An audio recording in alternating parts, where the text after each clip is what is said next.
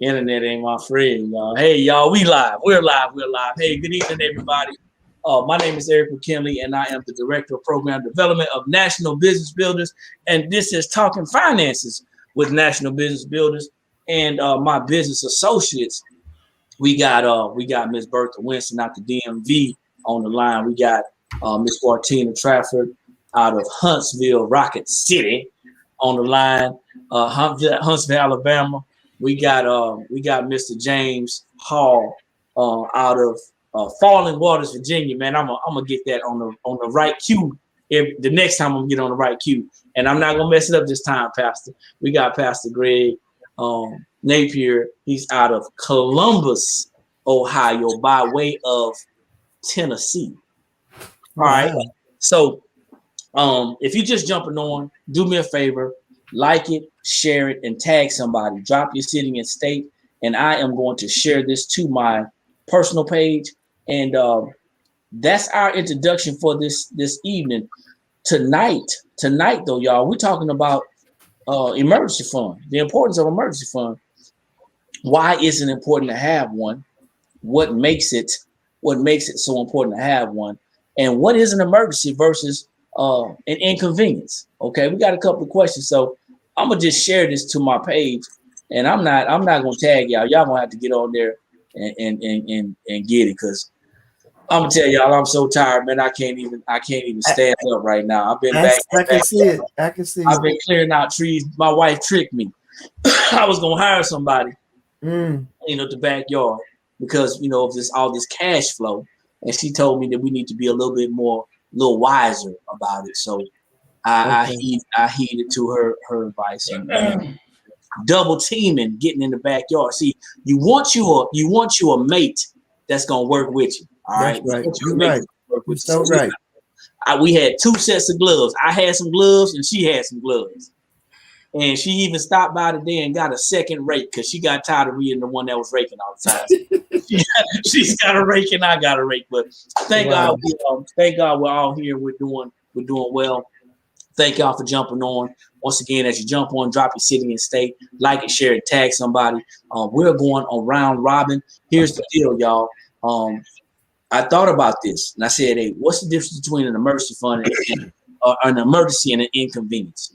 Why are we talking about this? We're talking about this because every Wednesday and every Friday at 8 p.m. Eastern Standard Time, we're talking about finances. We're talking about education. We're talking about how we can legally, morally, and ethically increase our cash flow. Okay. If that is you and you're looking to increase your cash flow, I saw somebody online that were talking about, hey, how they lost 63 pounds. Congratulations to one of my Facebook friends. They lost 63 pounds, and that takes what? Commitment. Yeah, it does. It takes commitment. So once we get that together and we got our health together, we start feeling good. Our physical health is together. We got to get our financial health together as well. That's right. And it makes no sense to be.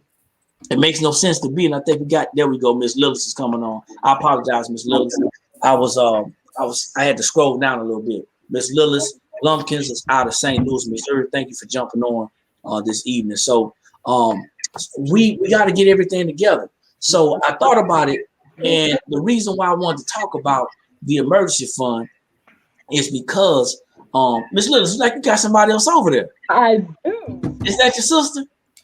Well, hello, Miss Valerie. Hi, how are you? How you doing? Okay, that's all right. You can get in on this conversation as well. So we're talking about an emergency fund, what's an emergency versus an inconvenience. And the reason why I thought about this, y'all, is because I had an accident on Monday. On Monday, I was picking my dog up. I picked her up from the groomer, and I was in my wife's vehicle, and I was right on the main road making a left into my neighborhood. That's how close I was. I was less than a quarter of a mile from home. And one of my neighbors who I'd never met, I met him now. One of my neighbors who I'd never met thought that they had the right of way.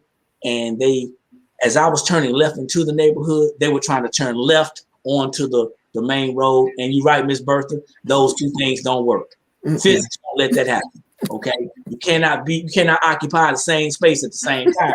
And he realized that when he hit me. Wow. And when he hit me, the first thing I thought about was my dog was in the back. And if my grandkids had been in the back, I'd been thinking about them as well. But my dog was she's standing in the back of the SUV. And you know, our pets, they get kind of shaken. Mm-hmm. So I was making sure she was okay. And when I got outside to check out the damage, it took me a little while to get outside. I got outside to check the damage. It would look like it was a little small fender bender right in the wheel well of my driver's side door. Well, when I got home after parking the vehicle in the garage, I noticed that the driver's side front tire was bent. Was pushed in. The axle was bent. Woo. The axle was bent. And it's great. It was great that thankfully I only had to drive less than a quarter of a mile. Exactly. Had I not called the police, because it wasn't that huge. First sight, it wasn't that huge of an accident. Had I not called the police, then I would have had an issue trying to get the insurance company. So anyway, thank goodness for wisdom and following through. And there's rules and all that stuff for a reason. So now here comes the deal. I have insurance, but there's also something called a deductible that's going to be involved. I got to pay a deductible in order to get my vehicle fixed. Now, everybody's got a story, and I want everybody to share their story because everybody's had some type of instance, some type of time where they may have had a wreck, they've had some other type of emergency, something that was not planned that happened, and they had to fork out some money. Thank goodness, and you know, goodness is up top. Thank God that my wife and I are positioned to be able to fund that inconvenience. So before we get started, Miss Bertha. Yes. What to you is the difference between an emergency and an inconvenience? In your own words, what's the difference between emergency and inconvenience? Well, you were inconvenienced at that moment because your car got hit. That was an inconvenience. Most definitely. And I had a situation like that too. It was my fault this time. I backed into a vehicle that I didn't see because I have an SUV and he had a little teeny thing, and I didn't see him, and I backed into him and damaged his car. And so we exchanged information. I said, well, I have an emergency fund. I could pull the money from there. And then when I thought about it, I was like, oh no, I'm not going to use my emergency fund. I have car insurance and I never used it, for an accident. Okay. And so I thought about it real hard. He gave me I told him I was going to check with my insurance, and he gave me the estimate. His car was like $3,000 to get fixed. I was like, oh no, I am not putting out that kind of money. That's why I got insurance. So that was an inconvenience for me because I had to take my car to the shop, and then I had to get a rental car. And it was an inconvenience also for him because he had to take his car to the shop. And I don't know if he had a second vehicle or whatever, but that was an inconvenience because I had to be without my car for at least over a week. But I had an emergency fund, and I always say it's best to have it and don't need it than to need it and don't have it. So I had an emergency. So I made a conscious decision not to use my emergency fund for that incident. I let the insurance company take care of it. Okay. And then I got mad because after the accident, about some months later, they were going to go up on my insurance. So I called them and I said, well, why do you have insurance? And she said, if you have an accident. I said, okay. So I had an accident. How long have I been with this company? She told me, like 10 years. I said, so why is my insurance going up? And this is the first time I use it, because that's why I have insurance. And she went on with this, that, and the other.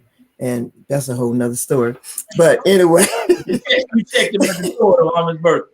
Huh? You checked them though, right? Oh yeah. Yeah. I asked her, why do you have insurance?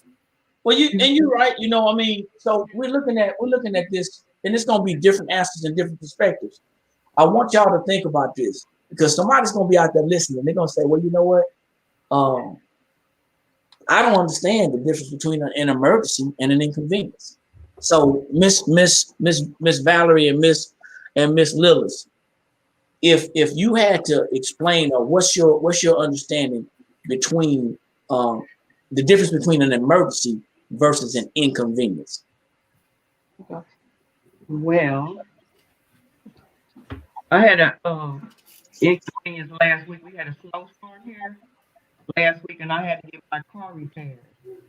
So my car had to stay in the shop for 3 days. That was inconvenience because I had to go to work. Okay, but I had my emergency money to get my car fixed, but I was inconvenienced for like 3 days. But what if you didn't have your emergency fund? Well, they probably still been in the shop. You would have been more. You would have been more than inconvenience. I would have been. You would have been more than inconvenience. But I just couldn't get it out because of the storm. I got you. But Yeah. so we know things happen. Right. Ms. Bertha said it's best to have it and not need it than to Right. need it and have it. Exactly. There's a lot of families out there that don't have it. Right. They have zilch, zero. Exactly. It's an emergency all the time for them. Yes, it is. Yeah. So okay, Miss Valerie. So when you say you was inconvenienced, but you were still able to place your vehicle in a position to get repaired. Right. Imagine that same person being not only inconvenienced in that sense, but also having an emergency where they had to go borrow the money. Mm-hmm. Yeah, that would be a problem. That'd be a problem. A big problem. Okay. Ms. Lillis, Yes, sir. what's your take on emergency versus inconvenience? Because you done heard two people talk about it already. Mm-hmm. Emergency versus inconvenience. It's a lot of people running around there, and if the lock breaks on the door, it's an emergency. Right. So, but what's your take on emergency versus inconvenience? Well, I had an emergency last May when I got laid off from my job due to COVID-19. You're a little faint. You're a little faint. Okay. Can you hear me? What about now? You good? Is that better? Okay. Yes, ma'am, you're better. I had an emergency.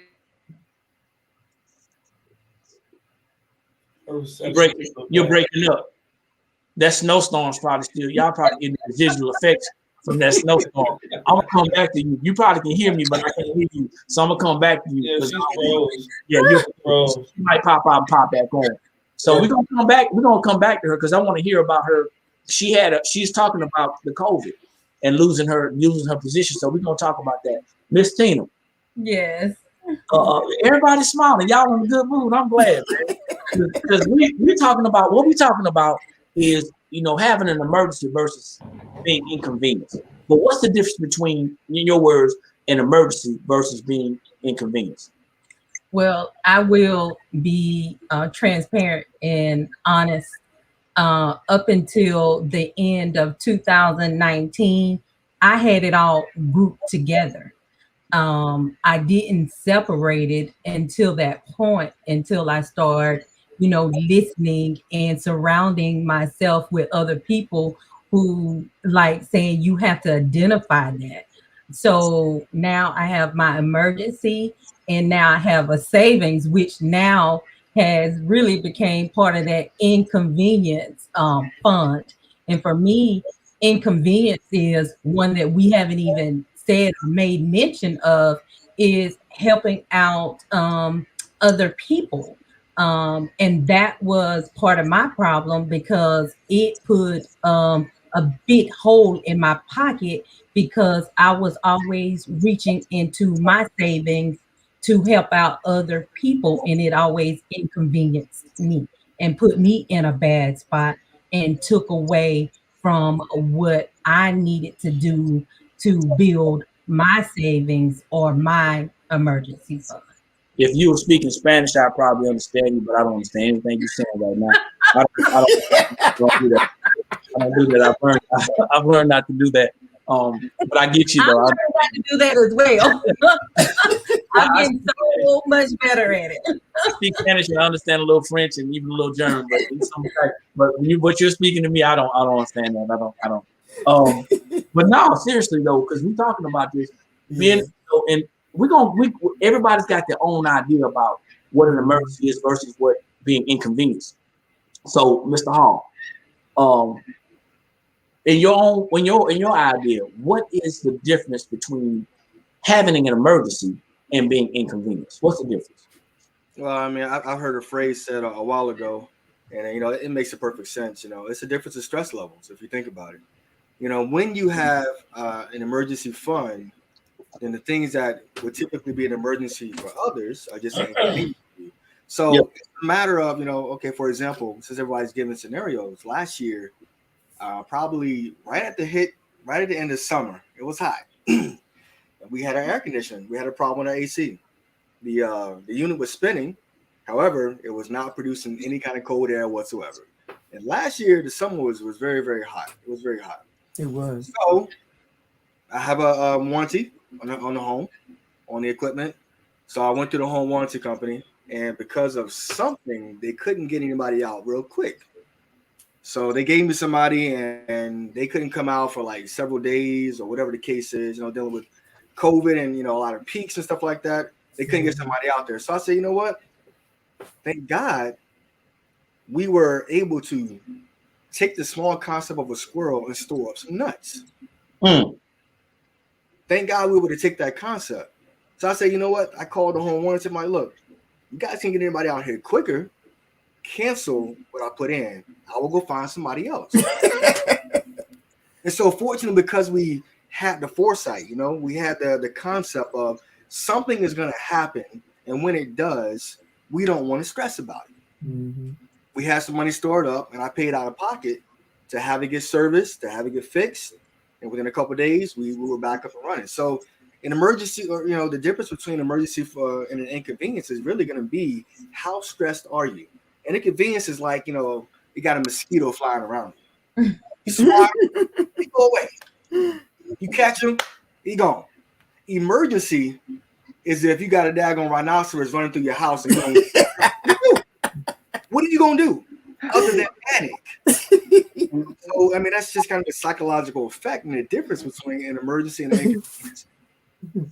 Okay, all right. I like the mosquito and the rhinoceros. I like that. We're having fun, man. So I know. So Miss Lillis and Miss Valerie, y'all back. Miss Lillis, can you unmute yourself? Would you like to? Yeah. Yeah. Go ahead. I hear you fine. Go ahead with what's the difference for you? What's the difference between emergency and inconvenience? You give me to tell us a story about COVID. Yeah. My emergency was I lost my job last May due to COVID. Can you hear me now? Yes, ma'am. Okay. My emergency was I lost my job last May due to COVID-19. And I still had my house note to pay. I still had a car note. I still had all of my bills to pay. And luckily, I did have an emergency fund. And of course, I used all of it. And I am still trying to rebuild it as we speak. But inconvenience was when I was in a car accident and someone ran into me, tore my whole front end off. And I had to get another car.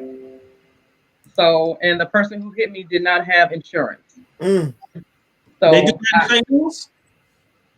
Yeah, they said they had insurance, right? But I found out they didn't. Wow. Yeah. So that was an inconvenience and like an emergency at the same time because I had to come out of my pocket for a rent. Because I thought I had it with my insurance company and they said I didn't. I'm like, okay. Your story is a lot like a lot of people until you get to the part where you say you had emergency for it. Right.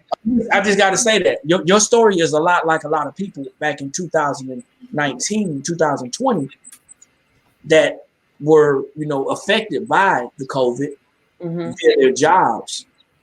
And many of them did not have any type of money stored up. they had nothing stored up. Right. So when they lost their job, I'm sure, like James said, their stress level was like off through the roof. Oh yes, still is. Right. Still is. And so we look at the idea, Pastor, of the difference between an emergency versus an inconvenience. Talk to me. Well, all these answers were great, wonderful, actually. But the one that touched me the most was Miss Lumpkins, because she said something. I don't know if most of y'all got it, or most of the people probably might have overlooked it. She had a serious emergency because she lost her job. Now, just think of this. If she didn't understand that she needed to have X amount of dollars, just say if she didn't know the concept of storing up some money for what my mother, I don't know about your mother, my mother told me before I even knew what my econ was, that you need to have money for a rainy day. Yep. Because a rainy day is going to come. Oh, it's definitely gonna storm. Okay, so in her case, it was storming because she done lost her job and she got to pay mortgage, she got to feed her kids, all of this. So it's way past inconvenience. It's inconvenience is not even the issue. So when we talk about the difference between an emergency fund and inconvenience, I understood that concept, but I was using the wrong process to fund emergency. I was using, prior to me learning what I learned, I had a credit card that was specifically for in the event of an emergency, but I used to have what I called walk around money. That's street terminology for I always had cash available. Yeah. But once I understood, we call it back money, like back pocket. Bag money, yes, same thing. But her story resonated with me the most because she was in a position where if she hadn't applied those principles, it wasn't an inconvenience. That was a few steps from homeless. A true emergency. Yeah. That's a true. Not to say that everybody else's situation wasn't an emergency, because I've been in a situation where you got the flat tires or the air conditioning or the car wreck and all of that.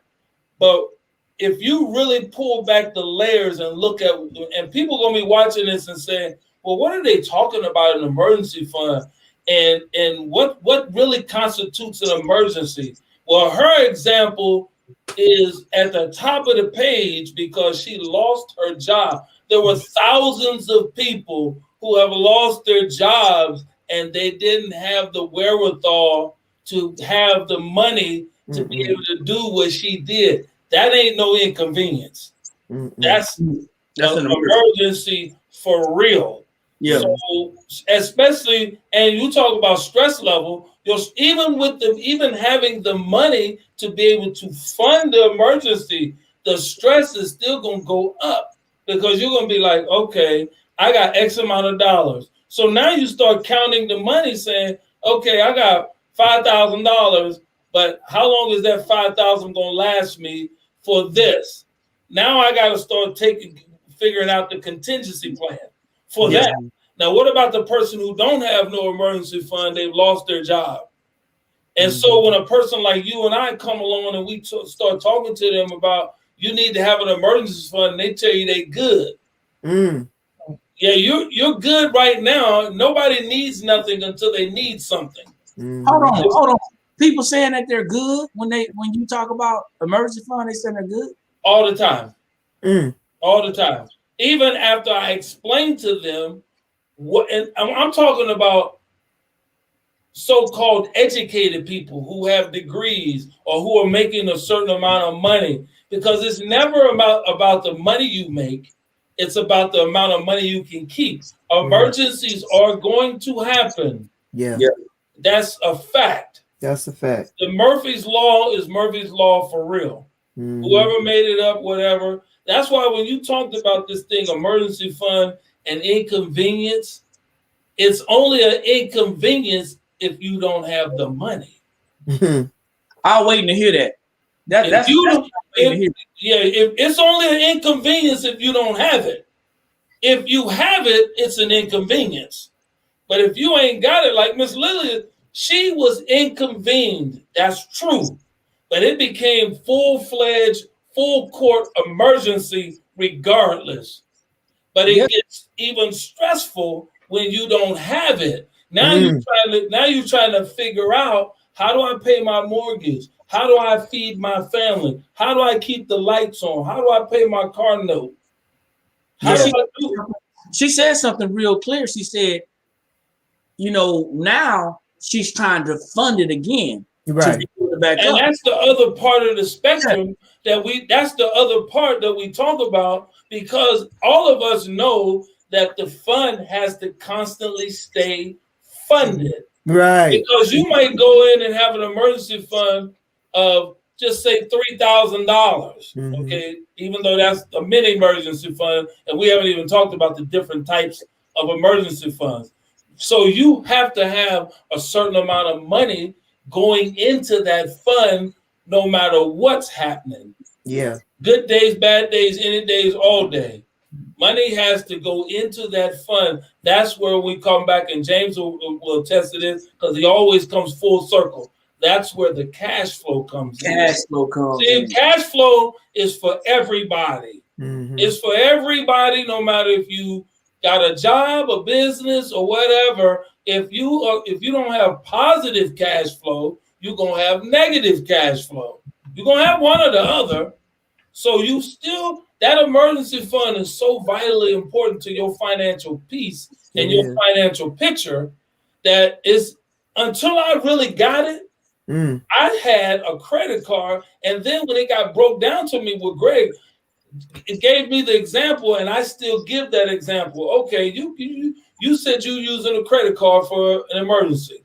So what happens if your tires bust and you need to use? You got $1,000. You got your credit card is whatever. It's a small limit. Yeah, it's a small limit, whatever. So your tires are $500 to fix. So here's where the rubber meets the road that most people didn't know. Even myself, you already robbing Peter to pay Paul. Okay, so now emergency come and you use. This was explained to me. That's why the light bulb went off. So now you use the emergency card, your credit card, to pay the $500 because you need the tires to go to work. So now when the credit card bill comes, it's $500. What are you going to do now? Are you going to pay the $500 off? You can't, because you're robbing Peter to pay Paul. So now you just added another bill. So that's not an emergency fund, my friend. Yeah. And I thought I had it going on as far as money was concerned. Like I'm cool. I got this credit card over here. I only use it for emergency. No, you just added another bill.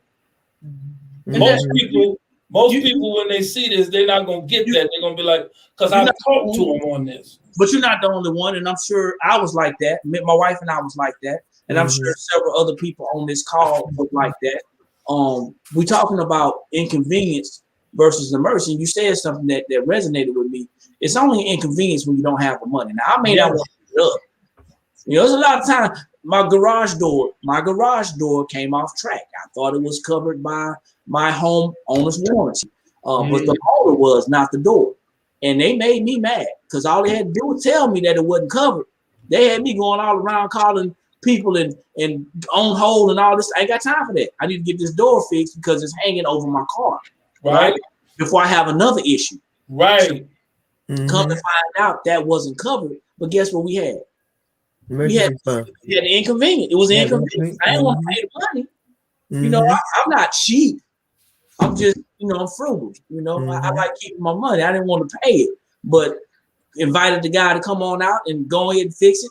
How you want this, cash, check, or debit? Because I'm not paying credit. You can get it right now. So, so when we hear this, emergency versus inconvenience, and I hope people hear this and they understand that it's not an emergency it's not an emergency unless it gets dialed up. It's usually an inconvenience if you have the money. It is an emergency if you don't have the money though. Yeah. If you got a due out of $100, if you got a due out of $20 and you don't have the money, it's an emergency. And that's where we're looking to get people to be drawn from that type of emergency. We want people to understand it's important to have the ducks in a row. And there's ways that you can build your emergency fund. Pastor, he kind of tipped into it. You know, there's a couple of types of emergencies. You got your mini emergency fund, which, you know, we say between $3,000 to $5,000, depending on the size of your family. But at the same time, you're talking about a long-term emergency. A long-term emergency, you want to have at least 6 months worth of living expenses. And I'm not talking about, listen, if you owe credit cards, to me, that's not living expenses. One of my mentors and coaches told me, you know, if you have a list of 12 people that you have to pay and only 10 lines on that list, 2 of them ain't getting paid. That's and you right. don't need to be the 2 that ain't one of the 2 that ain't getting paid. You need to be on that list. So a lot of people don't understand that. And yeah, that's right. The 6 months worth of living expenses, you're talking about mortgage, the priority bills, mortgage, utilities, car note, if you have one, insurance, things like that. And then you go back and you say, okay, I can do without these other things. That's right. So the difference is one is you have and one is you don't. Now, we talked about briefly, you know, a mini emergency fund versus a long-term emergency fund. And a lot of people were hit hard by the pandemic. No, they wasn't. I'm not going to tell that lie. They wasn't hit hard by the pandemic because there was a storm before that. There was a hurricane before that. There was an avalanche before that. There was an earthquake before that. People are not in tune because we're so busy working so hard on our jobs with our heads down, not understanding how finances work, that we need to first have an emergency fund before we go out there trying to start investing. So what if they say I can't afford to have an emergency fund? Well, there's different ways that they can fund their emergency. That's a good question, Ms. Bertha, and I get asked that a lot. Yeah. And so what I do is I say, if you really want to know how to fund an emergency fund, and you seriously want to know, we can sit down and talk about your essentials and non-essentials. How the things that you need and the things that you want. How bad do you want it? Because if you sit down, you can find the money. That's right. But because I asked them that, I've had people ask me that question. Well, Greg, I can't afford. I can barely afford to pay my rent. I can barely put food on the table. I said, you know what? I really do understand that. And this is no knock on you, the individual, because I was where you were for real. I didn't fully understand the importance of money either. And I made a lot of money. But I'm telling you, when you sit down, if you let me sit down with you and you really want to be honest with yourself, and we deal with the essentials and the non-essentials, you will be surprised at the money you can find. And when you find it, if it ain't but $25, it's $25 more than you had yesterday. And you got to start somewhere. Yeah. Because emergencies are going to happen. That leads us to because we answered the other questions, but that leads us to the last question, which you're into, Ms. Bertha. I like you segue. I always want to use that word. You segue. That was a good segue. Segue. Yeah. So you pushed it right on in. So for somebody out there looking and listening, saying, "Man, well, I can't afford to have an emergency fund. I'm already living paycheck to paycheck." Right. Well, let's go around the table. I just want one thing from each person. Ms. Bertha, what is one thing that you can do to fund or to start funding your emergency? What's one thing that you can do? You can stop eating out. Stop eating out as much. Okay. Now I'm not going to tell people to stop altogether because a lot of things that people say is not practical, right? If everybody don't have that discipline to just stop cold turkey, but you can stop eating out as much. So if you're eating out 5 to 7 days a week, knock that thing down to 3 to 5 days a week. It'll make a huge difference. You're talking about $10 a day. It makes a huge difference. Miss Valerie, what is one thing that you can do? What is one thing, y'all are muted? What is one thing that you can do to start funding your emergency? You're muted right now.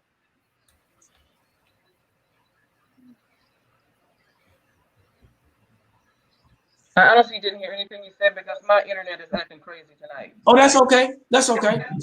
So Miss Bertha just said, I was asking, what is one thing that you can do to start funding your emergency? She said that you can stop eating out as much. What is one thing that you can do to start funding your emergency? That's a big one for me because I like to go out and eat. I get tired of cooking, but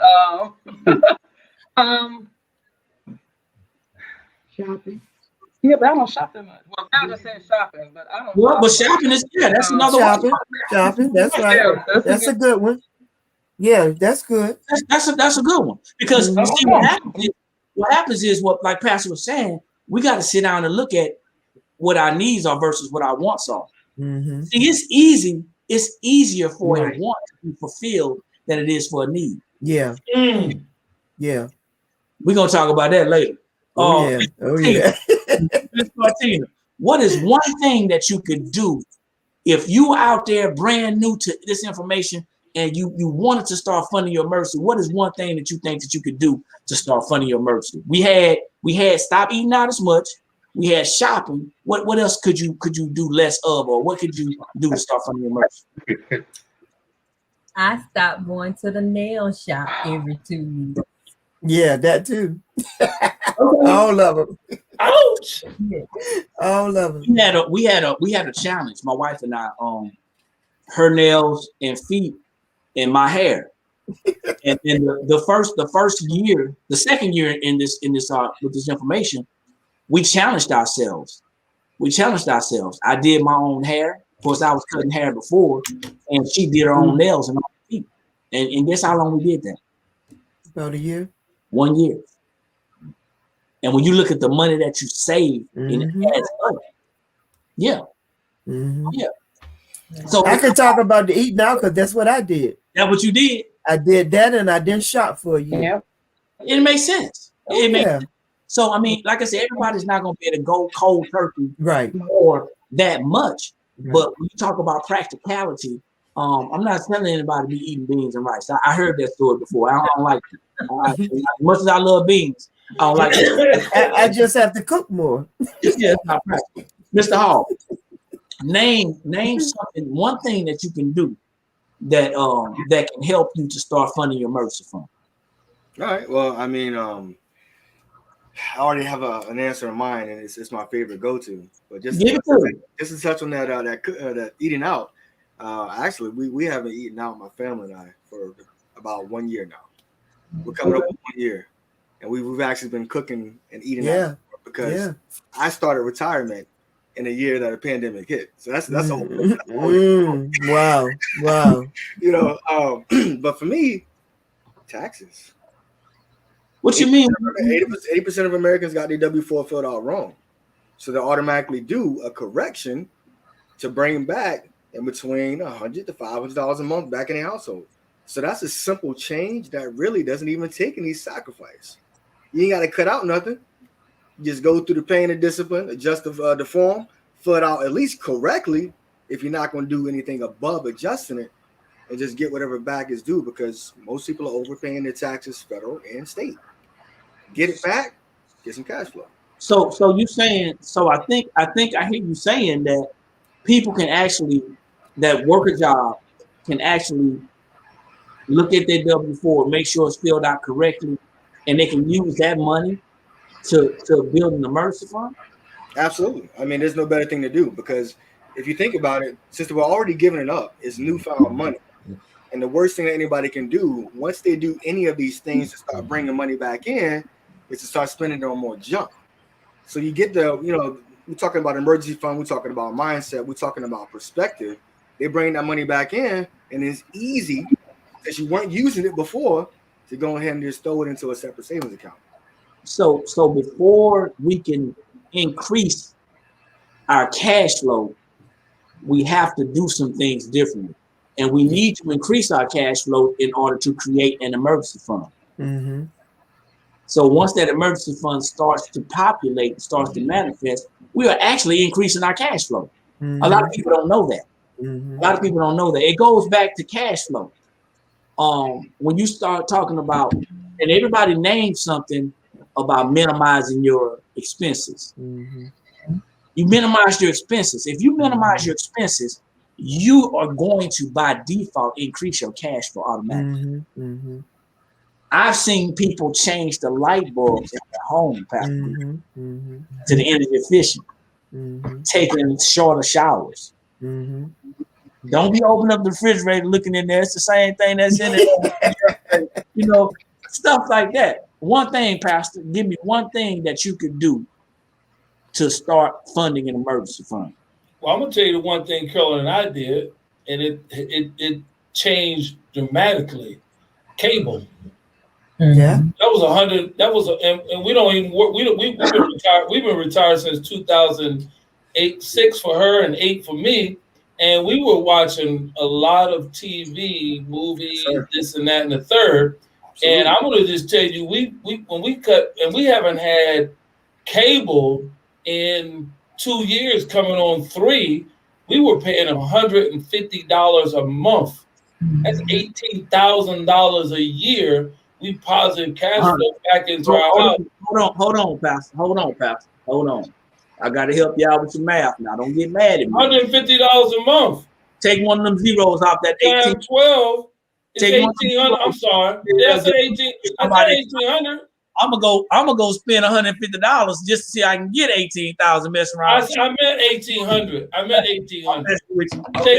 Yeah. But still 100 cable. And here's what we did to supplement that, because we said, well, we ain't watching. It comes down to the essential and non-essential. All these answers were great. James had we were eating out too.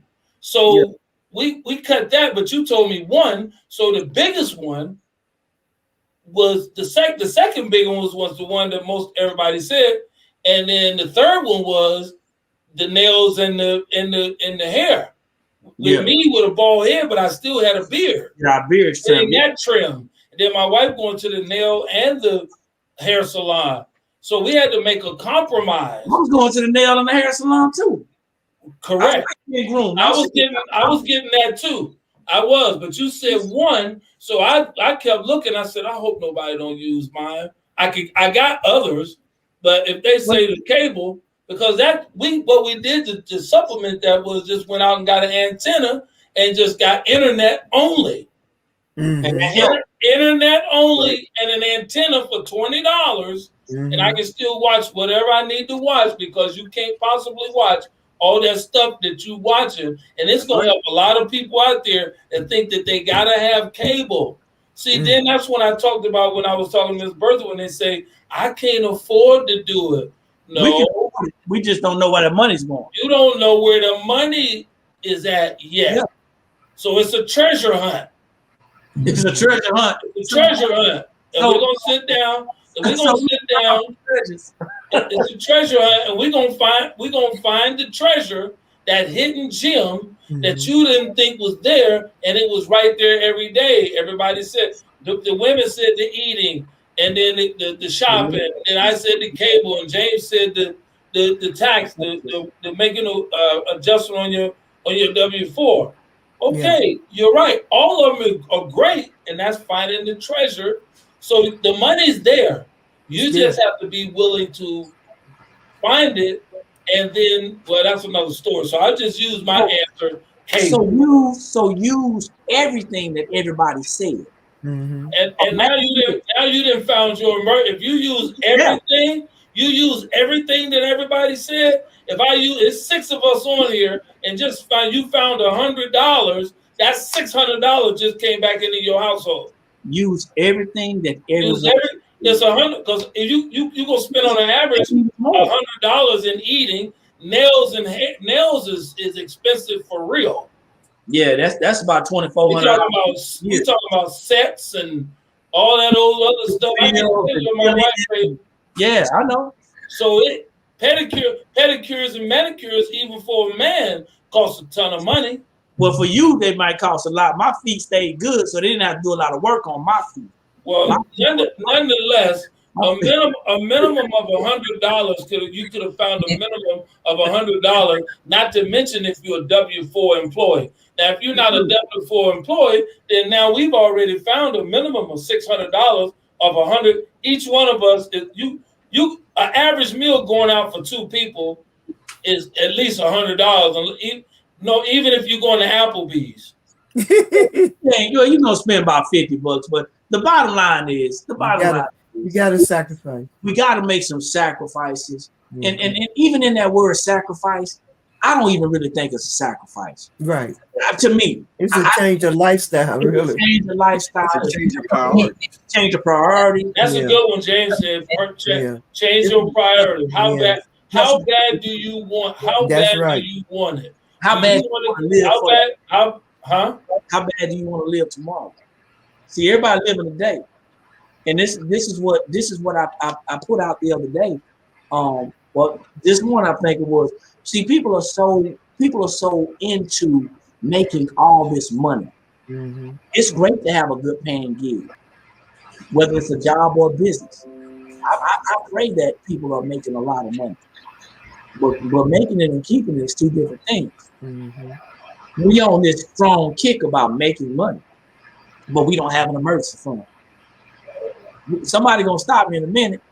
We making all this money, all these six figures that we brag about, but we don't have an inconvenience fund. Mm-hmm. We've worked this job for 10 years, getting $100,000 a year. That's $1 million, y'all. Mm. That's what the math says. Mm. I don't care about what the taxes say. 10 years at $100,000, that's $1 million that flows through your hands all day. Now, if you can't learn how to minimize, that's on you. Go ahead, James. Well, no, I'm just saying, that's the whole point. For anybody who's gonna jump on this and listen or catch the replay or to glean what to take away, the goal is this: regardless of how you make your money right now, if you're not keeping none of it, then an emergency is always gonna be an emergency. There's gonna be emergencies. We're talking about study, earlier, just the concept that, we're sold that life is a roller coaster. Mm-hmm. Who in the world sold us that life has to be a roller coaster? You got your ups, you got your downs. You got your ups, you're high, then you're down. You're high, then you're down. That don't make any sense. Because, even though we're not talking about it, but if we're talking about living a life of abundance, right? And moving toward the standard that God has for us, that should be an escalator, not a roller coaster. Yeah. Roller coasters only happen when we tend to make mistakes and erroneous judgment as we do. So if anybody that's catching this, like, the goal is you have to do something different. Yeah. Bring about some different results. That's How right. bad do you want it? How bad do you want to be looking at 6 months from now that you don't have to stress when life happens? Come on. Preach. You preaching it's the truth. Apostle James. Preach it. It goes back to are we cool with mediocrity? Are we cool with just enough? Are we cool with just making it? Are we cool with, we go back to our boss and we ask for a raise? And this is another scenario. We talk about, well, I'm making $10,000 more a year. Technically, you really ain't, because you're gonna get hacked on some of that. You know what I'm saying? Before you can come to your household, you're gonna lose it. And then your habits, so you're getting a raise, and your habits are eating it up as well. Right. We have not so good habits, and in order to, and I want people to understand this: stop trying to be so concerned about breaking bad habits, and let's start creating new ones. Start creating new habits. And I promise you that habits are going to dwindle away. You're going to still have bad habits. You're just not going to be feeding into them. Yeah. You're not going to be, it's easier to feel somebody's wants than it is to fill somebody's needs, because the mind and the heart wants. Yeah. But when you're talking about I need something, that I got to give this up. No, I can't give that up. That's what people say. Y'all know They all do. right. They Y'all do. know all right. They do. All They kind do. of foolishness when we start saying, well, you got to cut back a little bit. You got to start sacrificing it. Well, I don't want to get the cable up. What about the game, man? I ain't watching the game. We want to buck the system, man. That's the thing. Right. That's it right there, James. Set defined procedures to be able to get a desired result. Mm-hmm. The fact of the matter is, if our old system ain't working, then obviously we got to get a new system, which means we need a new mindset in the way that we do things. I've heard people, I've talked to people before, and even in the concepts of family, they don't want to give up the cable. They got to see all the NFL games. They got to see all the basketball games. And at that point, all we can do is inject a perspective. Right. Do you want to be less stressed? Mm-hmm. Do you want to keep going like you're going? Right. And to be honest, only a person can make that decision. See, either you're going to keep going your way and fall in the ditch, or you're going to start going a different route. And man, that ditch feel good, man, when you hit that cool water. I'm telling you. It do, man, until the water start burning up. See, people don't get it, because what happens is we find ourselves in a position of we wanting to help people who need it. And then that's another thing, is more people out there who need help than want help, but we need to focus on people who want the help. If you're not ready, you ain't ready. But these are ideals, and these are suggestions that you don't even have to pay for. Like you say, when everybody wants it for free, we're everybody wants the solutions for free. But even as we share this information with you freely, you still gonna have to spend some time getting it in. And time. It boils down to educating. We wasn't taught these things when we were growing up. And as you always say, when you know better, that's when you do better. You right, Miss Bertha. Well, hold on. When the opportunity is presented to you, then that's when you can take an evaluation and say, that make a whole lot of sense. Because before I didn't have an emergency. I hadn't even thought about emergency. I was making the money, but I wasn't taught those principles. So when you are taught principles, then you start doing something about it if you're concerned about it. If you're not concerned about it, then you're just going to keep on doing what you do. I agree. But I was concerned about my finances. I agree and I disagree, Ms. Bertha. And I'm gonna tell you, the part I agree with is the principal part. When you on the back end, you brought it home. But when you say you wasn't taught these things, you are so right. But I don't know nobody who was taught to go stand in line for a $200 pair of shoes either. That's true. That's learned behavior. That's true. I don't know nobody who was taught to buy a $400 purse. Oh yeah, they do. Because I know a lot of people that came up with me that didn't have the money. That's right. They did it though. It's learned behavior. So if we can learn that behavior, we can definitely learn how to keep our money. That's right. It goes. That's why I say I agree and disagree. Right. The education part. Yeah. The education part. We can't pick and choose what we want to be educated on. Right. That's true. We can't pick and choose the like James said, the ditch and the water get hot. Yeah. And it starts to stink. And it starts to smell. Yeah. And you stench on you. Yeah. Now you got to get up and walk around, and you got to stink and stench while you wet walking. And then when you try, guess what? The stench still gonna be on you. Yeah, it is. It is. It's not until you change them clothes. Gotta change. But I said, that's when it's gonna come off. Yeah. Get that. You gotta shake it off. And Eric, if you think about it, man, that we didn't learn is an excuse that people wear too proudly. Nobody taught me. Nobody educated me. My family didn't know. And like you said, you made it very plain and clear. Yeah. We also didn't know that we had to go out and buy a $1,000 television. That's right. Ooh. We didn't know that we had to go buy an $1,100 phone every single year.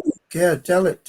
So the very thing is to understand this, right? When it comes to what we want to know, we will make the time to know what we are dedicated to know. When you become dedicated to your finances, to your well-being, to your health, all the answers really, if you think about it from a religious aspect, are already in the Word of God. Oh yeah. Will we It take is. the time to pick it up and learn it?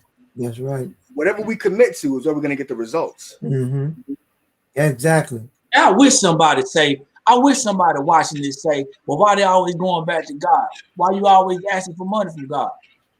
Why you always asking for blessings from God? It's all relative. It all goes back. The very book, the very education comes from that. Yeah. Listen, ain't nothing new up under the sun. Nope. Everything that's happening has happened already. Mm-hmm. Several times in many instances. Yeah. We got a gap. We have a generational gap right here on this call. Yeah. So we've seen different things in different time frames on this call. Yeah. Ain't nothing new up under the sun. Nothing.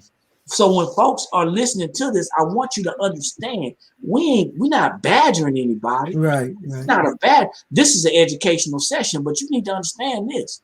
You can't be running around this stuff talking about pole mouth and talking about, hey, I ain't got it, but you got a charm. Mm-hmm. You out there, you look out in your garage. If you got one, you got a $30,000-$40,000 car that you don't really need. Mm-hmm. Yeah, it still goes back. It goes back to and I know this. It still ties into the cash flow too. Yeah. Mm-hmm. The emergency and the inconvenience all boils down to what, all in a nutshell, is your mindset, Mm-hmm. and it's always going to come to the mindset. Mm-hmm. Because again, how bad do you want it? Do you want to continue to keep making excuses, or do you want to do something about it? You can't say, well, we didn't know this. Well, now you do know it. Yeah. So now what are you going to do? Yes. I was raised up in the projects, didn't have a father, but me and my brothers didn't make no excuse talking about, well, we didn't have no daddy. And what was us? What we gonna do? No, we just made the best out of the situation that That's we right. felt, and we moved on from there. Mm-hmm. We could have kept saying, "Oh well, that's just the way it was." And I remember what my mom told us one time when we was little, and we didn't understand this until we got big. You live in the projects, but the projects aren't in you. Right.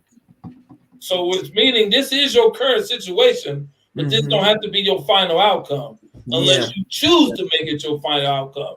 So you're right. This is an educational platform. This is no way are we trying to say, well, no, join us over here, or we beating you up, or we've become smarter than you. No, each one of us on here has had some situations and circumstances and things that we had to deal with that we didn't like, that were so unpleasant. But what we did have in common is we made a conscious decision to make a change. Yeah, that's right. That's what these six people here decided to do. Yes. You can decide to do that as well. All of us came from different economical backgrounds, social economical background. One thing we do all have in common on this call, and what we're trying to stress to you each and every time you come on here, is that you have an opportunity to make a change. Yes. The choice is yours. Yes. We've heard people say, Michael Jackson coined it, the man in the mirror. Starts with you. It starts with you. It can't be nobody else. You can't keep running around talking about, well, the man did this, or they didn't do this, or I didn't have that. All you're doing is keep deflecting instead of just taking responsibility for what is right in front of you. Yeah. That's all it boils down to. You know, you want a better lifestyle with your money, then do something about it. Mm-hmm. Absolutely. Yeah, it's just it sounds like it's easy, and it really is, but you just have to make a conscious effort. You got to take your head out of the sand and start doing something about it. You just can't keep, because Einstein, we always hear this, and we sit doing something, the same old thing over and over and over, expecting a different result. Mm-hmm.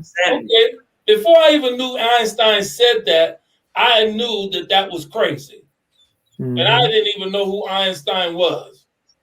I just was a kid from the projects, knowing that if I keep on putting my hand on that stove, I'm gonna keep getting burnt. Mm-hmm. So how many times you gonna put your hand on that stove before you know you gonna do it one time? Hand turning the gloves. That's ain't gonna get it wrong. Listen, Right. hey y'all, it's the top of the hour. We appreciate everybody coming out. We got Miss Bertha Winston, we got Miss Lillis Lumpkin, Miss Valerie Norfolk, we got Miss Tina Quartina, Trafford. We got Mr. James Hall, we got Mr. Greg Napier, Pastor Napier, and yours truly, Eric McKinley. Guys, listen, we are all in this thing together, and we have to be accountable for ourselves, but we have to be also responsible and hold each other accountable as well. Emergency fund, all right? We all need an emergency fund. Before you go out there talking about you're going to invest in this and invest in that, Yes. let's get our stuff together and start creating an emergency fund. Peel back on some of the things that you're doing that's not necessary. Look at your expenses. Look at your wants versus your needs. Take a look at your eating out. Take a look at your W-4, like James said. Get with the tax professional if you need help with that. Get with someone who is good with making budgets. You don't really need a budget. You just need to be honest with yourself. Don't lie to yourself. You know you don't need all that. Let's push it to the side until things get better. If that's the case, and you'd be surprised you won't even miss it. But emergency funds are important. You need to have a mini emergency fund, and then you need to start building toward a full emergency fund.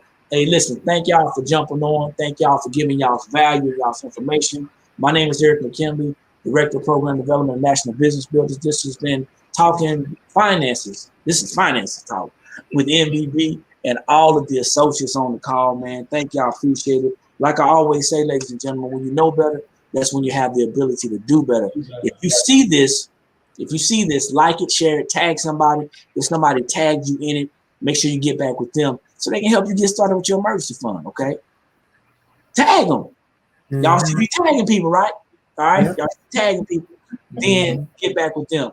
But listen, there's no worse thing that we can do than just lay down and give up. If you're here, you can actually do something about it. So, hey, listen, we'll see y'all at the top. Too many people struggling at the bottom. People struggling at the bottom. I love that. Check it out. We're gonna get back with y'all on Friday, y'all. On Friday, the same time. And I don't know what the topic is, but we're gonna have a nice topic on Friday. But y'all take care. Y'all have a good evening. Peace. Good night. Blessings. Good night, everybody. Good night. Good night.